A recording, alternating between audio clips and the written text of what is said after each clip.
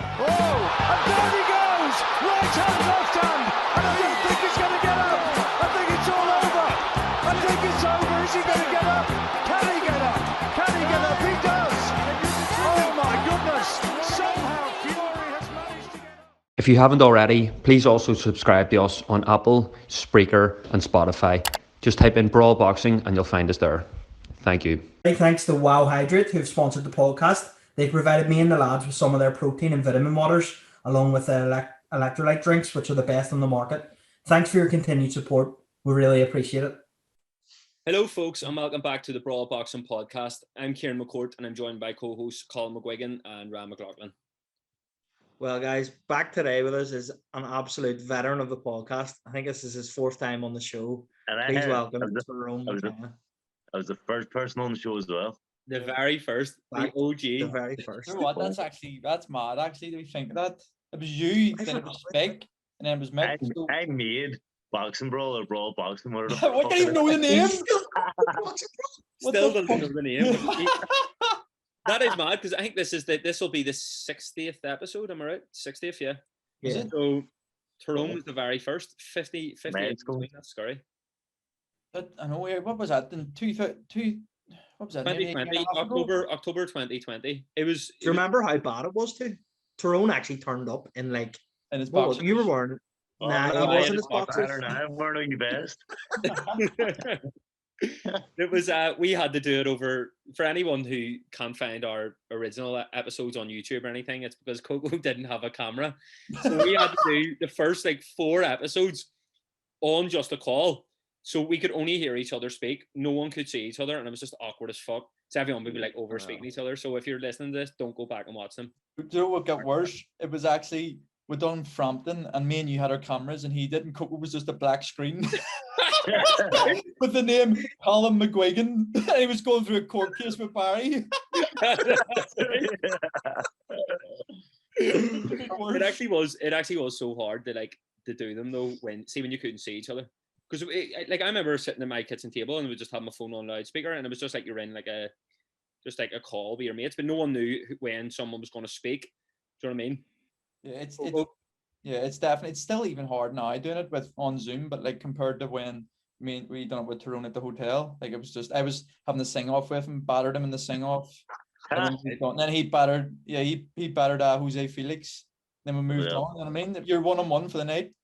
Yeah. You're really Louis Wilson present today, Ran. No, right before we get into any boxing chat, we actually have a fucking serious proposition for you, Tyrone. Right? Okay. And we actually are being fucking really serious about this.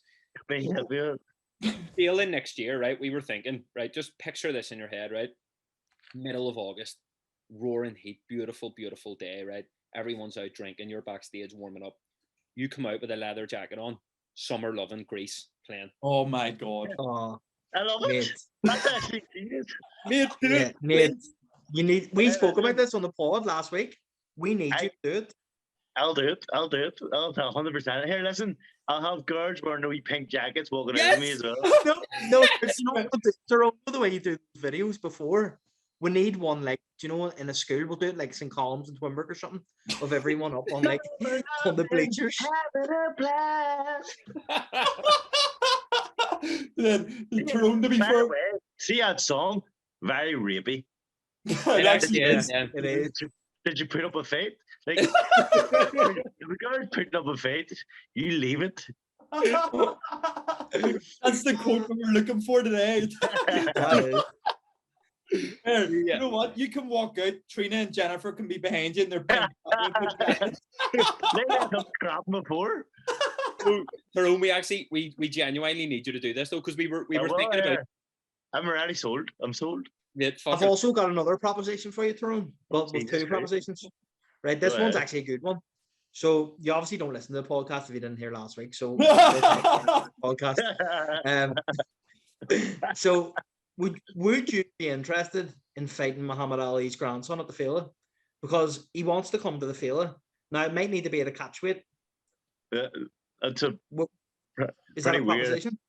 It's a bad proposition. Mate, he said he wants to come and fight at the Fela. Yeah. Yeah, well, he's also 10 fucking leagues below me. That's like fucking, I don't know. He's had 3 fights. He's a big. No, you put it on your CV. You knocked out Muhammad Ali's grandson. Oh yeah. You don't even say who. You just say you knocked out Ali. Yeah, that's it. Coco sacked his 3 agent once I already. I once know I beat Tyrone sacked Prograis- his agent already. Once I beat Prograis, I'll be way past Ali. Don't worry. I know he's been Prograis, then he's going to go and fight someone at 3-0. To be fair, he's also 160 pounds, so we'll just move on from that. Well, this could top Coco saying to Muhammad Ali's grandson that Jake Paul transcended boxing. Stand by that. Stand by that comment. And Ebony Bridges agreed with me. So Jake Paul, Would you fight? I don't like him. I fucking right away. I like Jake Paul. He's doing great things for boxing. You know what? like him? I really like him. know. And I like Colby Covington. 2 people that everyone hate, and I love them both. Tyrone, we'll get into proper boxing talk now because we've had a bit of banter for a few minutes. We need to properly get into All right, mate. So Good cracker. He's supposed to listen, be professional here. Like. he's raring to go. Look. Right, Tyrone, rewind it back to the field. Me and Ram were sitting with you the morning of, you were going to fight Jose Felix, and you were like a man possessed. We spoke to Mick about being a man possessed. You were like a man possessed that morning. Have you still got that same fire in your belly going into this fight with Prograis, or is it even bigger? All I think about is having a dog fight. I just want to get in the ring, stand there and go toe to toe. And everyone's saying, Prograis hits too hard. But sure, the last person that fought has 30 knockouts. So I don't care about people's power. Honestly, I'm too tough for everyone, for my own good. And all I'm thinking about is war. And I've been training for war, and I'm ready for war, and I will be possessed. And biting down a gum shield and going to town on Prograis. Remember, we actually said that we were spending McCourt were speaking after your fight, and we were like, "Fuck, Tyrone looked like he looked like you got hurt to the body," and we were like, "Oh my god!" And you literally done about another 8 rounds after that, and just battered him, like literally just went through the pain bar. Like if that was me, I'd been fucked. Do you know what? I always said, until I get hurt, you don't get the real Tyrone McKenna. Once I get hurt, then you get the real Tyrone. The tough Tyrone comes out and starts trading me. So fear me when I start bleeding. That's what I say. Yeah, what a fucking quote. Yeah, that is a great quote. That is a great quote. I was a bit raging at the feel of it. Yeah, I thought you were going to stick around for a few beer, and then you taxed me we're fucking home. My head was pounding. Like I just went through. So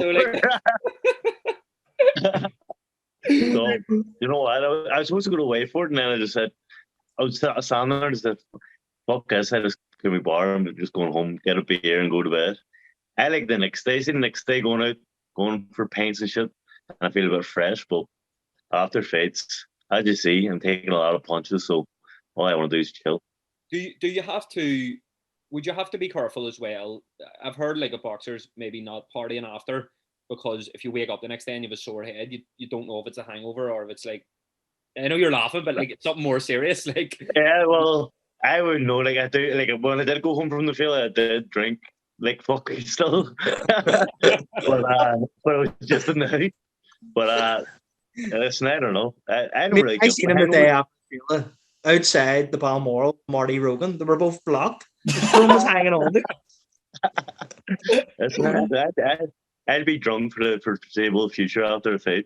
So do you? Obviously, you probably like shun the limelight a lot. You grew up this Hollywood star, you know what I mean? You're already used to all this attention. Is this why as well after fights you just like go straight home? Can you not be bothered with the whole hurrah around No, it? I know, but like after the last fight, I went around the venue, I went around, got pictures of everyone, got signed autographs for everyone, done all that. I love all that stuff, but I done it for a good hour, maybe even longer, and then I went home.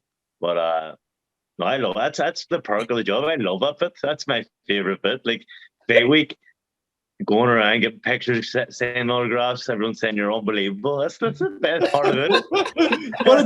I know. Do you want to just tell the truth here? Trina didn't let you out. That's what because Trina was out. Trina actually stayed out to be Trina was with us. That's right.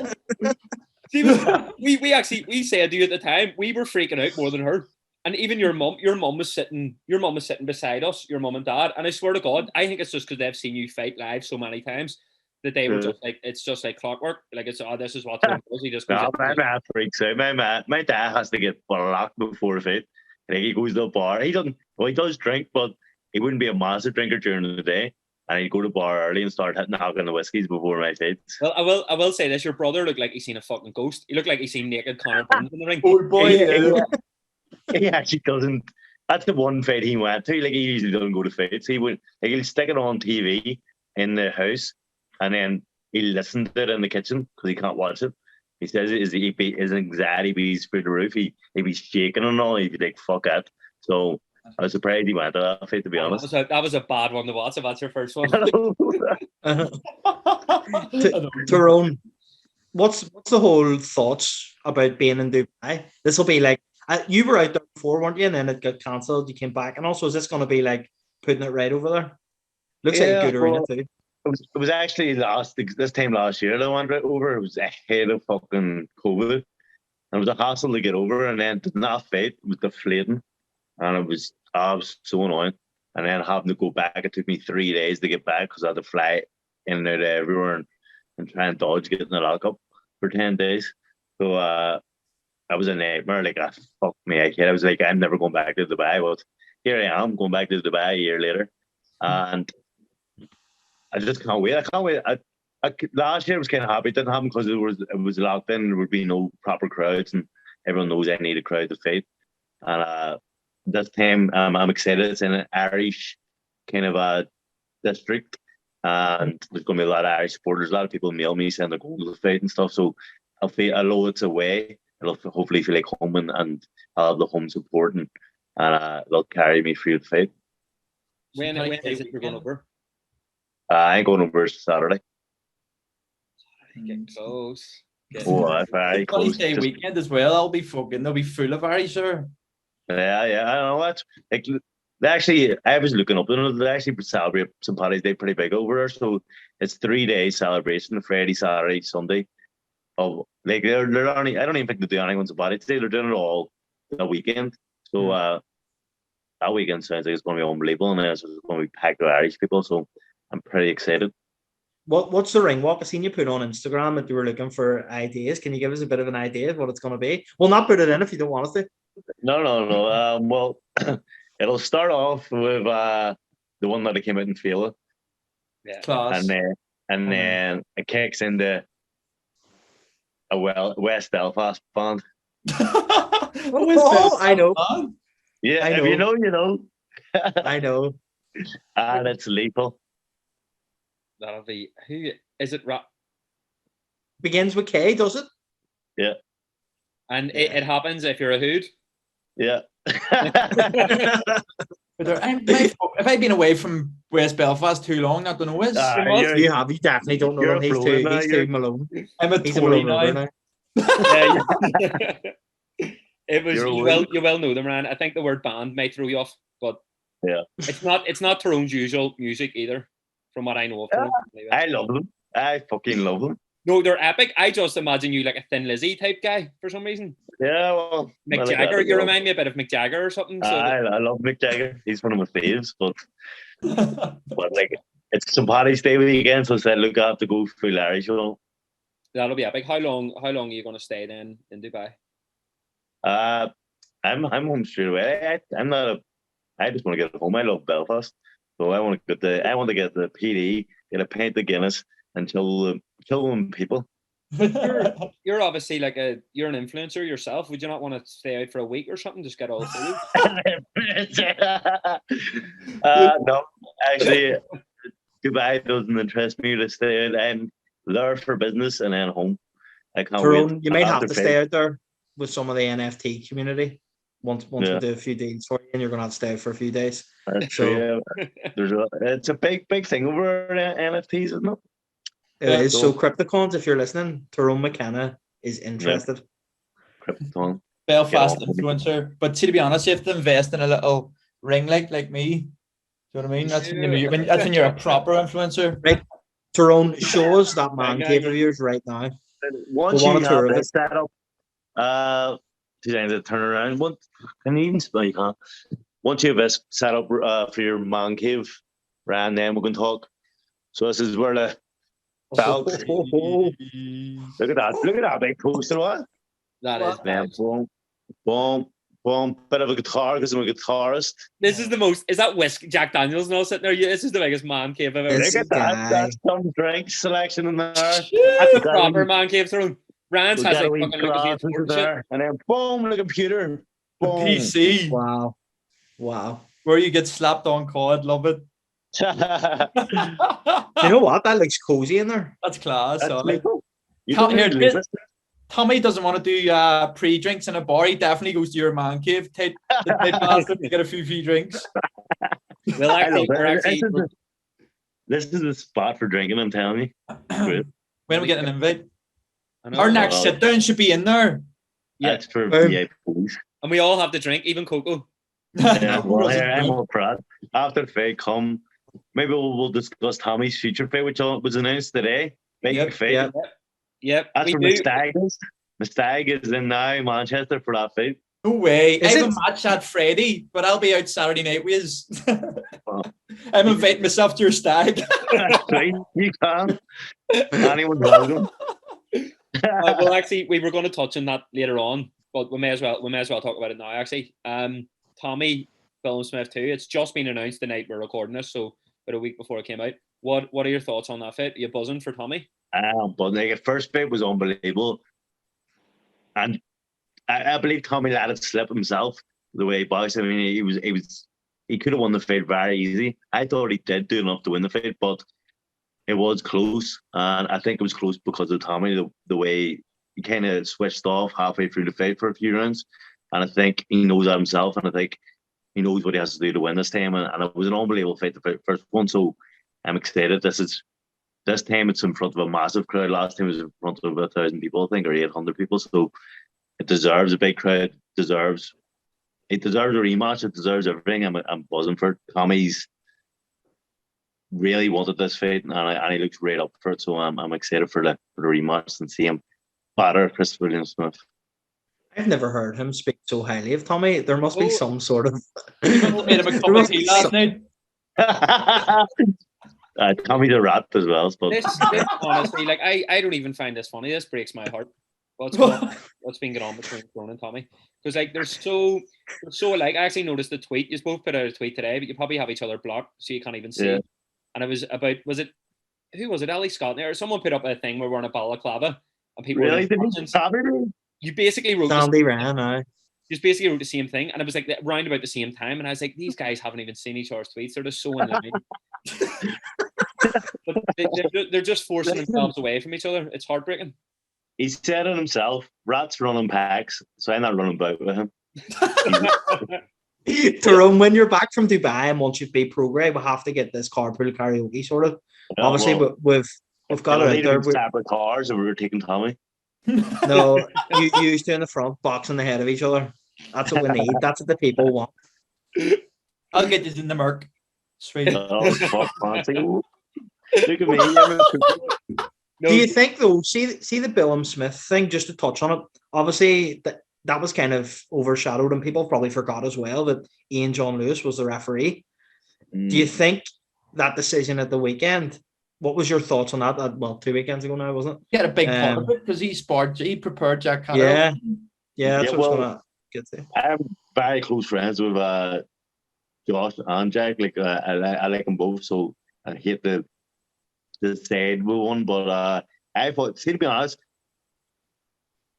like the rounds that were won big were won by Jack, but there was a lot of close rounds in it. I thought the last scrappy rounds were there was a lot of holding, and no one really done loads to win the round. So I think everyone's saying it's insane robbery. I don't think it was an insane robbery. I think I had personally that Jack won the fight, but I don't think it was insane the robbery. Like yes, he did knock him down. Yes, he did batter him in a few rounds, but the rest of the rounds, 8 rounds of it, were probably fucking very close.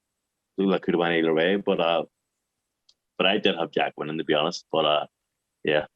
But what are you? I honestly can't understand this at all. Like all these constant robberies in boxing, because it's like I genuinely don't believe that the judges are being paid off. I don't No, think they it's aren't. like some mad fucking, and a lot of people think that it's some like brown envelope job from the promoter or whatever. That's nonsense. But why would it be in their interest to give a bad decision, especially when it's quite obvious? Well, I think sometimes, say an Irish guy's fighting in England, they want the English guy to win, so they're kind of leaning towards more the English fighter, or maybe they'll know the fighter a bit better, or something like that. Where I don't think they're doing it on purpose, where they're wanting to side with fighter, but unintentionally they are leaning towards fighter. I mean, when I watch, say I'm watching Tommy McCarthy fight, I'm giving him rounds when maybe they were close and another guy should have won, but I go, oh, Tommy won that round. Tommy won that round. Maybe that's the way they're thinking. Oh, he such and such won that round. He won that round. When really it was maybe the other guy, because you're only looking at the punches that Tommy's landing on the guy. Yeah, you're not looking at so that's the way you're looking at the fight. It depends what way you're looking at the fight. If you're looking at all the work Tommy's doing and they're all landing, you're going, oh fuck, that's good, but you're not looking how much he's getting punched. I agree with what you're saying, but with all due respect, you're probably about 8 pints deep when you're watching a Tommy fight. These guys are being paid to sit 6 feet away and score this as professionals. You know what I mean? People's lives on the line here. Like, yeah, I agree. I know it shouldn't be like that, but obviously away fighter, that's the way it is. Sometimes when you are an away fighter, like the time I fought O'Hara Davies, I went over. I thought I was winning. I was putting on a boxing clinic, and I thought I was boxing lethal. But when I watched the back, I thought it still did win the fight. But I could see why the judges would lean towards the English home fighter and say, "Look, he's the one pushing the fight, and I was moving and boxing." And like, if you go into someone's backyard, you have to really dominate the fight. So it shouldn't be like that, but it is the way it is, and everyone knows that in boxing. It's a known fact that you have to go to their backyard. You have to do a bit extra to get the round. Fucking the massive fight, you've landed it. This fight came about, I think, first on Twitter, was it? I think it was like a tweet about 4, maybe 5 months ago. I don't know. And at the time, people thought it was like impossible. It was like that's never going to happen. Like fucking huge name. Not that you aren't, but he's a big name in America and stuff. And then you got it. How did it come about from your point of view? Just basically, we'll see the week after Felix in the Falls Park. I got a phone call from Andy Ken. He said, "Look, I'm in the room with Prograis' manager. We're trying to make that fight happen. What do you think about it?" And I said, 100%. I'll fight him every day of the week. I love that fight. So in my mind, it was maybe happening. Then a month went by, 2 months went by, nothing was said. And I was like, right, that's dead in the water. And then my natural instincts kicked in of, fuck it, I'll make it myself. If it's not going to happen, I'll start it myself. And I went on Twitter, seeing he tweeted something. I was actually looking at his Twitter for a while, waiting for the right time to strike. And then I seen he tweeted something, the Josh Taylor's leg, and I said, fuck it, this is the chance. And I called him out on it and said I'd slap him myself. And then he responded, and I got very excited and started slapping like fuck them. And then boom, here we are. 6 months later, I'm fighting them. Love that. Do you know what as well? The payday as well, that'll come now. You'll be my neighbour in Coonassilla. Excuse me, darling. He's on the Blacks Road. You couldn't afford a house next to me. I've just been cashed off by Tyrone. Tyrone, do you think I'll get heated on Fight Week with Prograis? Because he's a type of he's a fiery character, but he's a bit, I don't know, he's changed a lot, I think, from what he was. I was thinking about it, and we had an AFL. That's another podcast if you ever want to check that out. I watched it. I watched it too. It was shout out Andrew McCarthy, Umar. But so I had an AFL with him, and it was more bantery. Like it was a kind of play. We were slobbering each other, and we were giving each other shit, but it was kind of funny. And but I think Fight Week, we're all tensions are high. We're going to be punching the head each other that week, and we're cutting weight and stuff like that. So I think it will be a bit fiery, and I'm an easy guy to lose the rag. Like it doesn't take much for someone to weigh me up. So like face to face, I could do like online, completely different person, but seeing it's face to face, I just see black and just start fucking being a maniac. So I could see it being a bit of a fiery one next week. You're obviously like, you know, because of your press conferences, you've always got something lined up, something planned, something funny happening. Is there anything next week? I usually plan it a few days before, just so we'll see. Unfortunately, there's no promo this week. No way. No. You know, You I don't know what serious? happened. I did have something planned. This is what I had planned, but I'm not going to do it anymore. But do you ever watch Cool Runnings? Yeah. This is what I was thinking. Cool Runnings will have the fight scene, and then he gets dragged into the bathroom and says, "What do you see? I see power. I see a bad motherfucker who don't take no shit from nobody." I was going to be my promo, which would have been epic. That would have been unbelievable. Why are you not doing it? I didn't have time. I was down in Dublin constantly. Oh, yeah, you're too busy training for a big fight this morning. I could have done it, but you know what? Just doing promos, it's hard to get time to do one. Yeah. I mean, The last this one fight was sells itself. The one was the last one. They said I can be anything I want. So no, I was the O'Hara Davies one. I love that one. That was a big budget. That was a big budget. That one. I paid for that one. That was pretty expensive. Got a proper camera crew in it for that one. See your next one. It's going to be even better. You've got an agent for him, so we'll leave it at that. Adrian McGuigan's going to sort it out. Hopefully, it's not like the old McGuigan's and slam money off me. Nah, we need to cut. We need to cut this as well. We need to cut this out as well. Nothing like my cousins. Tyrone, I actually want to ask you about your gym at the moment. Like we've said it before, it's definitely the best gym in Ireland. And in terms of the people that you've got there, it just looks as if you're all like a really tight-knit bunch. Obviously, you and Tommy hate each other, but other than that, everyone else seems really close. What's it like, the atmosphere in the gym at the moment and everything paid? I'm not joking. I don't think you can get better sparring than anywhere in Ireland or the UK. Like our gym is Gary Colley, Paul Ryan's Lethal, Tommy, Sean McComb, me. It's just Jazz at Dickens. There's so much good fighters in that gym. It's insane. Like the sparring days. I see back there, there should be all right boxers, right? Go right, that's sweet sparring. Hopefully I'll spar one of them. I now look at the list of people I spar and just go, Jesus Christ, this is a bad day every day. I went over to England and I went around all the gyms in England. It was pointless because we get better sparring in our own gym. So like it's high quality, and then everyone's got big fights. Guy Colley's got a big fight at the weekend. Tommy's got a big fight coming up. I've got a big fight. Jazz will be on a big fight. Sean will come as well. So it's just bouncing at the minute. It's a big year for Pete. Is that like being able to spar the likes of Gary Colley and Sean, etc.? So very good boxers for obviously preparing for Prograis. Yeah, well, the one that's on the radar that just wouldn't know it a minute is Paul Ryan. He was actually amateur, like European champion and stuff. He's actually very, very good. He hits hard. His last two fights have lasted like 2 minutes. He boxes exactly like Prograis. He's a late middleweight, so I've been doing a lot of rounds with him. And then everyone says, "Oh, you need to get people in it that emulate like who you're fighting." Like you guys get sparring partners, kind of like him and stuff like that. I don't believe in that. I believe in if you have good sparring, you're going to be sharp no matter what. So sparring like this guy called Sean McComb, Jazza, and all that, like you can't get better. Like sparring, bad preparation for a massive fight. Tell me this: you've obviously sparred so many top.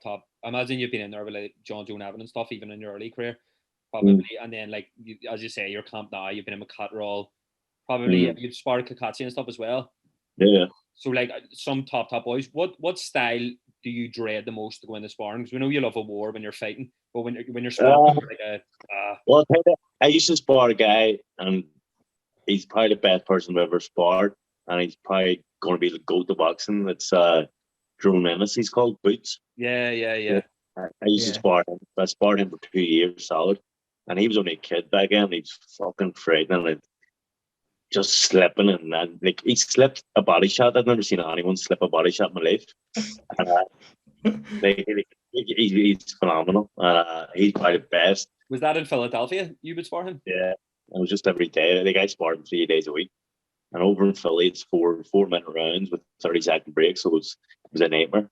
But yeah, so that kind of stuff. You know, I don't mind honestly. Like, I think with my style, like, no matter if you're a boxer mover or you like to go to war or whatever, I'm gonna break it down after 4 or 5 rounds, and you're just going to be standing there trading with me because that's such a high volume of punches and output and just walking you down so much. So even if you are slickster after 5 rounds, you're going to be bollocksed.